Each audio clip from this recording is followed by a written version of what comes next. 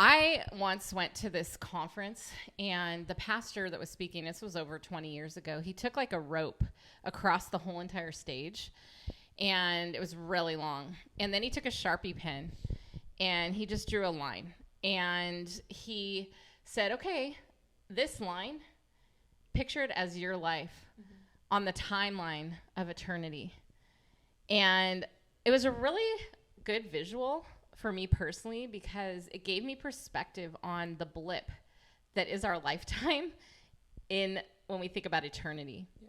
And so I think it's so important to look at our lives as a whole and also think of where we're at on the timeline of eternity too, and what God's doing to write a beautiful story of our lives on that timeline, and to hone in on our timeline of life, the good things, kind of like you're saying, writing down a highlight or a couple highlights a day.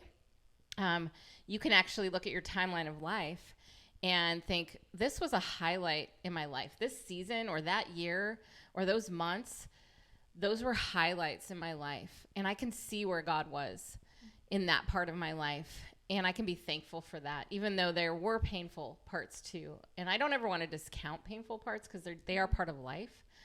But in order for us to shift our mindset, that's what I do.